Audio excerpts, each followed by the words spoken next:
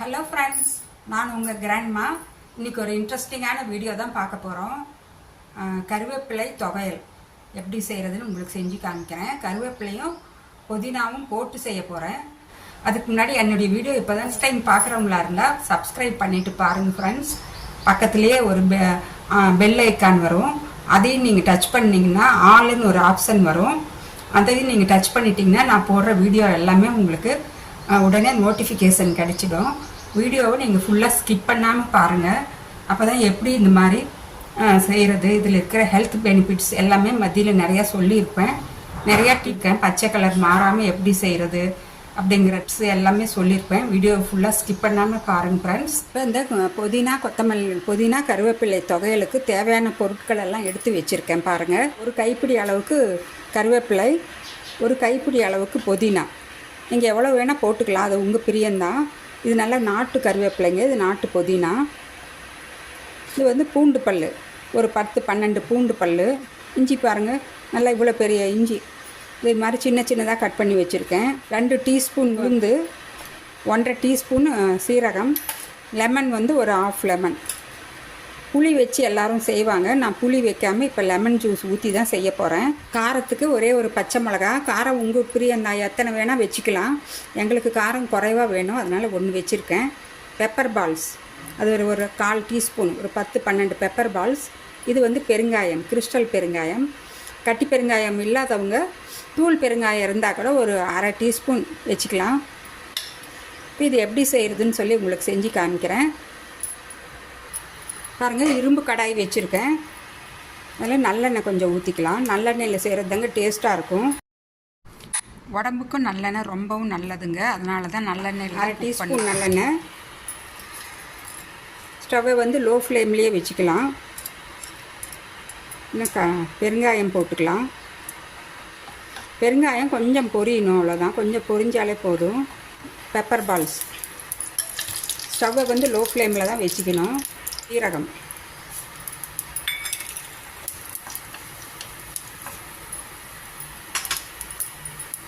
இந்த உளுந்து வந்து கருப்பு உளுந்து இருந்தால் கூட நீங்கள் வச்சுக்கலாம். கருப்பு உளுந்து தோலோடு இருக்கிறது, அது இன்னும் ரொம்ப நிறைய ஹெல்த் பெனிஃபிட்ஸ் இருக்கிறதுங்க. என்கிட்ட அந்த கருப்பு உளுந்து இல்லை, அதனால் நான் இதை வச்சுக்கிட்டேன். இந்த பூண்டு போட்டுக்கலாம். லோ ஃப்ளேம்லேயே வச்சு நீங்கள் கருகாமல் இருக்கணும். எந்த பொருட்களும் கருகாமல் இருந்தால் தான் அதில் இருக்கிற அந்த ஹெல்த் பெனிஃபிட்ஸும் கிடைக்கும், டேஸ்ட்டும் ரொம்ப நல்லாயிருக்கும். இதுலேயே இந்த பச்சை மிளகா அதையும் போட்டுக்கிறேன். இந்த பச்சை மிளகாவும் பூண்டும் நல்லா வதங்கிடுச்சு எண்ணெயில். இப்போ இந்த கீரையெல்லாம் போட்டுக்கலாம்.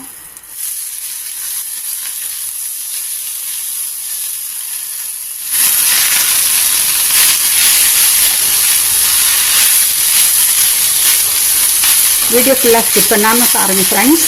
அப்போ தான் உங்களுக்கு இந்த பச்சை கலர் போகாமல் இருக்கிறதுக்கு நான் என்ன மாதிரியான ட்ரிக்ஸ் எல்லாம் செஞ்சு செய்கிறேன்னு சொல்லி உங்களுக்கு தெரிய வரும்.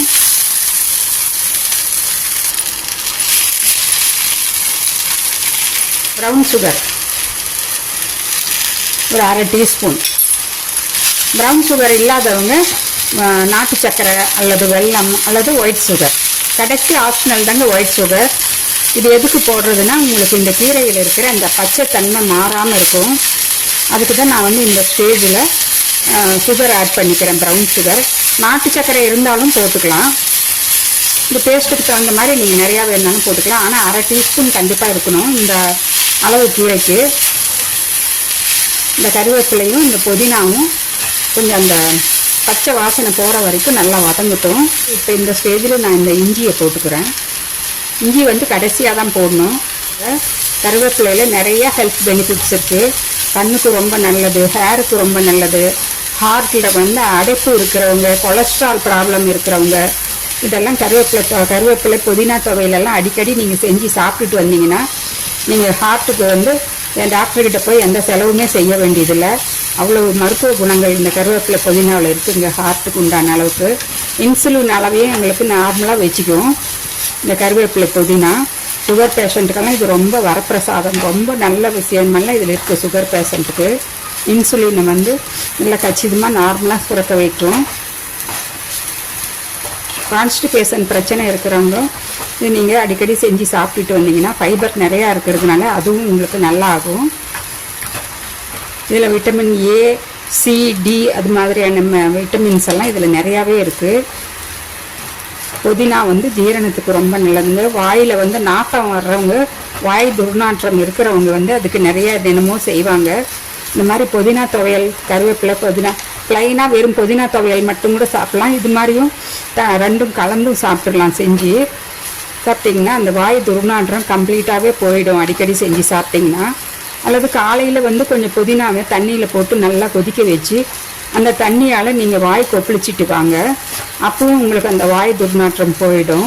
பெருங்குடலில் வந்து கட் ஹெல்த்துக்கு ரொம்ப நல்லது, ஜீரணத்துக்கு ரொம்ப வெயிட் லாஸ் பண்ணணும்னு நினைக்கிறவங்களுக்கு இது ரொம்ப நல்லா வந்து வெயிட் லாஸ் ஆகும். அடிக்கடி வாரத்தில் 2-3 நாளாவது நீங்கள் செஞ்சு சாப்பிடுங்க. வெயிட் லாஸ் ஸ்டவ் ஆஃப் பண்ணிவிட்டு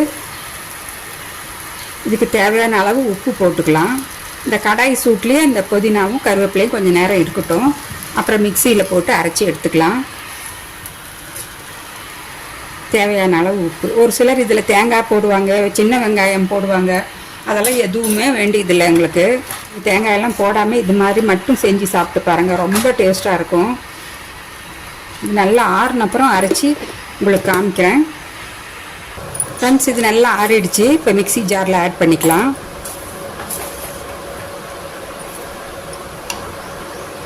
இது எல்லாமே மிக்சி ஜாரில் ஆட் பண்ணியாச்சு. இப்போ நான் லெமன் புழிஞ்சிக்க போகிறேன்.